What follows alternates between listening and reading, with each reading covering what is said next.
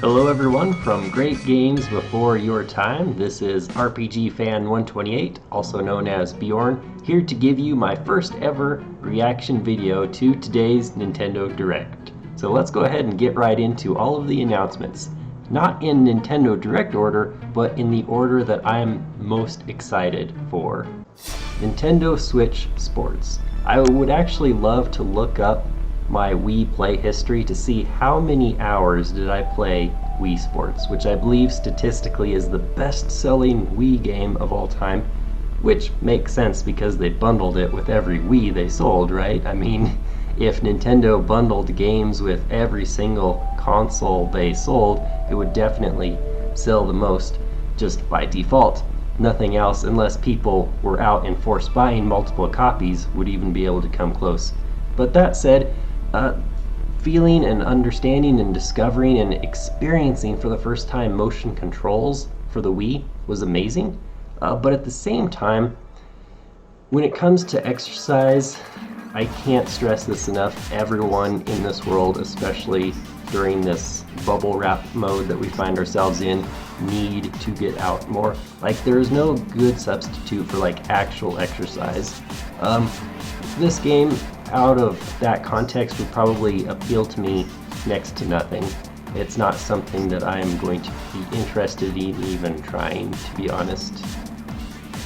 Right, Mario Strikers Battle League. Honestly, I don't even know how many Mario Super Striker games there have been, because I have never played any of them. They're kind of like that, in my opinion, B or even C tier caliber Mario game, where if you have, like, I don't know, kids under the age of 10 who exclusively only play Mario games, there's basically no shortage of Mario themed games you can make. Looking at the footage, sure, this would be fun to play if I didn't have anything better to do, but unfortunately, with a lot of the RPG announcements that I'm already so desperately far behind, I would have to say I have almost next to no interest in this particular game.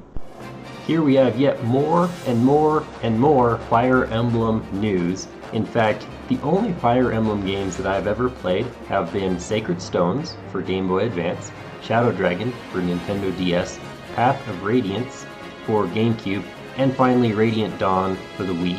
And honestly, after playing these four very long, very extensive tactical strategy games in that series, essentially I realized two things. One, that I actually enjoyed the Shining Force games better, and two, I had played enough Fire Emblem games. So actually, my knowledge of anything Fire Emblem post Wii is absolutely next to nothing. In fact, well, no, I shouldn't say nothing, because I do know something about Fire Emblem.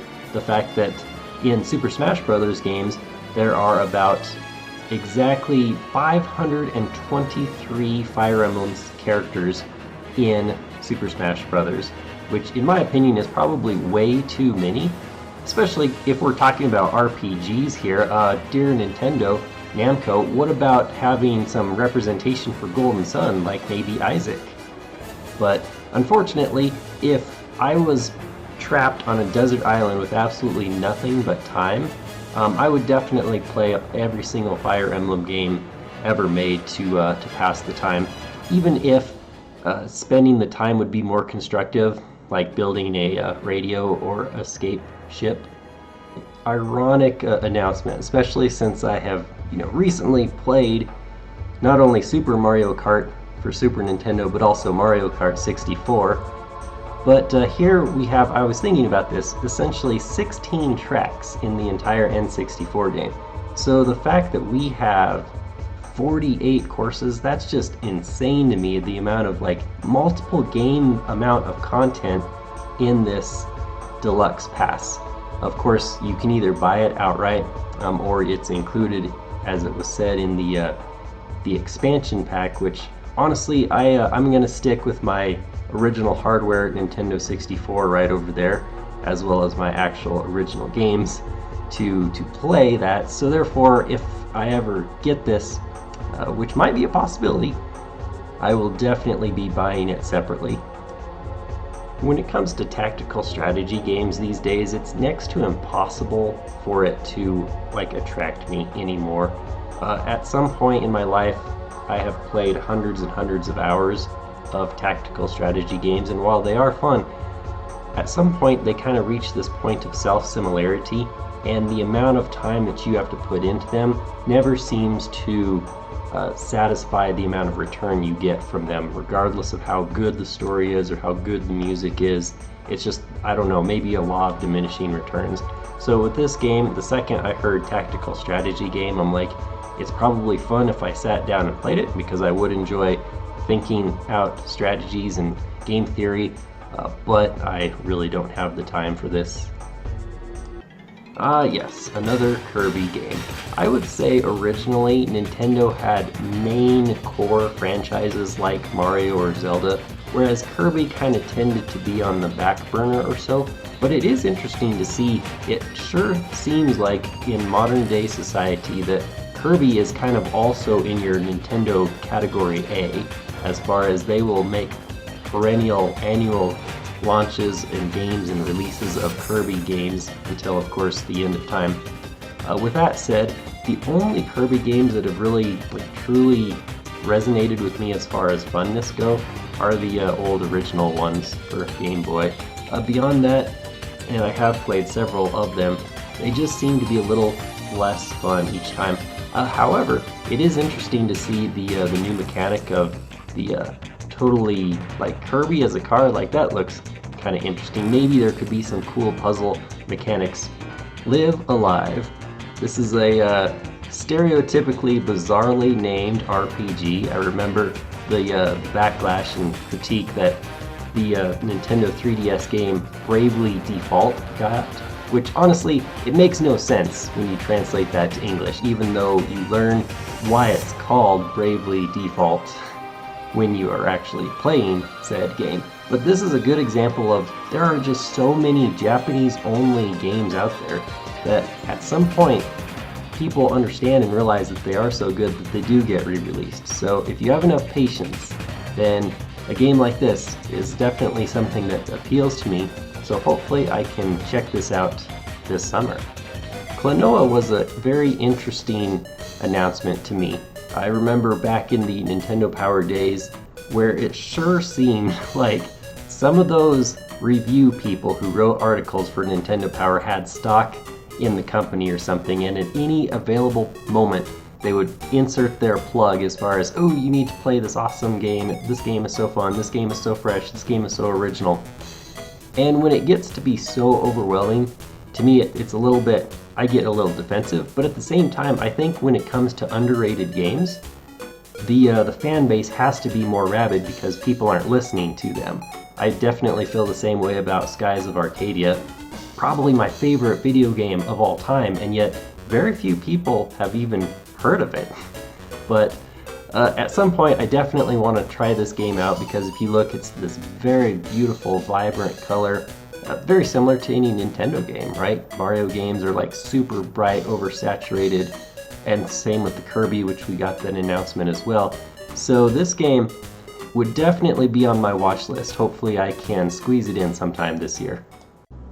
When I saw this game, aesthetically it looked pretty nice, and unsurprisingly, after Googling it, I've come to find out yet another video game that has been released for many years, since 2016, that is finally coming to a Nintendo console.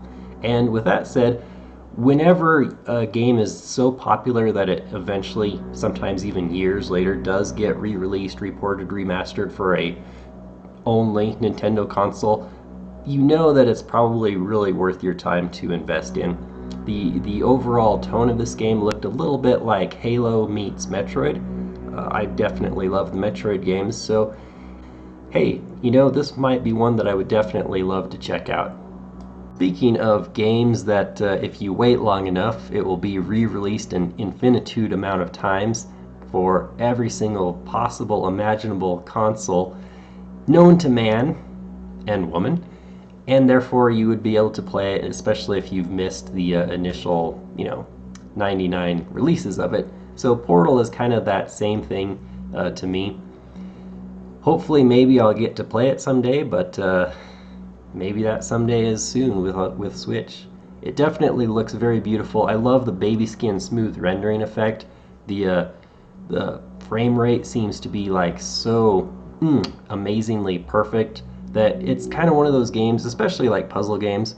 I mean, there are just way too many games that are just mindless shooters, and me being the RPG fan as I am, you have to be able to think. If there is no thinking involved, I mean, to me, no thanks. So I love puzzle games, and this one would definitely. I mean, this Portal honestly has been on my watch list forever. It's just this pesky problem of 168, the number of hours we all have in a week, and I'd most definitely spend at least one half of that sleeping. If I didn't, though, if I had some sort of condition like insomnia where I never slept, I would definitely have played this baby by now. If there's one thing I absolutely love about the Splatoon franchise, if we can call it that with just a meager 3 games on the table, is the music from the first game.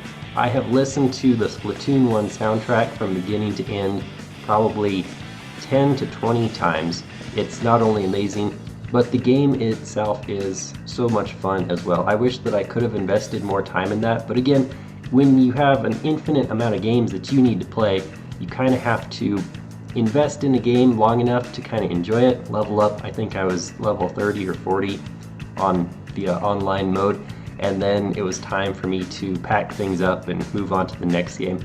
I have yet to get Splatoon 2 because, as I've said many times, I have only had internet for less than a few months. And you might wonder, wait a second, 2022, are you serious? Yes. Newsflash, ladies and gentlemen, the whole world doesn't have high-speed internet, and even more shocking news, the whole world doesn't even have internet. So as the world does get to that point, maybe I can invest in Nintendo Online, which kind of, in my opinion, Splatoon 2 is kind of pointless to even get and play unless you have some sort of internet connection and the Nintendo Online subscription to play it. I will suspend my judgment upon the brand newest game here, the upcoming Splatoon 3, until I get to play and thoroughly enjoy Splatoon number 2. Triangle Strategy is a game that's definitely been on my radar since I first heard about it, and honestly, it's probably only because of the name that you see right there, Square Enix, and also the fact that it's an RPG, which of course is automatically going to appeal to me. Now, am I going to have time to play this game? I have no idea, but it definitely looks amazing, looks beautiful, and looks really fun, so I'll hopefully look forward to more information about this game closer to its release. The last Metroid's in captivity, baby, and the galaxy is at peace. But one thing that we are not at peace with is the fact that I don't yet have this game. I definitely am going to get Metroid Dread because I feel that it's probably going to be up to my caliber of fun games, and I think that it deserves the praise that it has gotten as far as in the reviews. So the free update though of like one-hit kills, it brings back bad memories of when I was playing the Gianna Sisters for the Wii U eShop game, where, man, I mean, if that's the only game you played, I think even Muramasa the Demon Blade for Wii had a 1 HP only mode.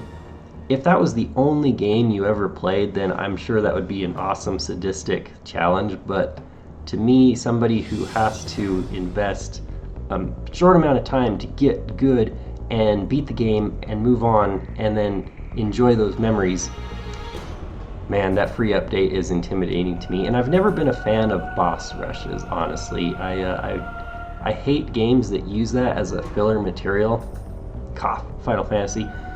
But I still need to play Metroid Dread, which I definitely want to. So it's not that this particular announcement has got me excited at all, but it has got me excited to, hopefully, if I can catch up with reality enough, I will have time to finally buy and play Metroid Dread. Now this game is an absolute beauty, wouldn't you say? Now, I have played Xenoblade Chronicles for the Wii exactly 2 times. However, some part of me still likes the Wii game Last Story better. I'm super sad that it has never gotten any additional content or games, but at the same time, honestly, sometimes the best games out there don't ever get sequels. Same with movies. Best movies out there are one of a kind. And so when it comes to Xenoblade, unfortunately, I still need to play Xenoblade Chronicles X and Xenoblade Chronicles 2.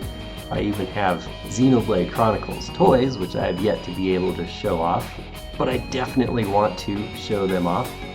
And this game looks like it's not going to be any exception. I bet it will just be the exact same level of funness as Xenoblade number 1. I've had my eye on Advance Wars 1 and 2 reboot camp for a long time. Oh, I don't know, since they very first announced the game. In fact, I actually just recently replayed both of the Game Boy Advance games about a year ago, Advance Wars 1 and Advance Wars 2, and it was basically 100%ing completing them finally, getting S ranked on both of the hard mode campaigns. And honestly, I love those games. In fact, I do replay them from time to time. The most tragic thing to me is the fact that with the Advance Wars franchise, we've really only seen 4 games. The 2 aforementioned Game Boy Advance games, as well as the DS games, Dual Strike and Days of Ruin, which I have so much to say about that. I don't have time to even begin to express my thoughts about that game, but ever since then, Intelligent Systems has only pumped out Fire Emblem games like worse than Disney Marvel movies, for God's sake. So with this game, checking out the footage on the Nintendo Direct, it looks basically like a faithful recreation. Do I care that it's probably an absolute carbon copy of the game? Nope. I'd love to play it, and most importantly, hopefully this type of release will raise awareness, and maybe, just maybe, Intelligent Systems will be able to make more Advance Wars games, which would honestly, everyone would win if that happened.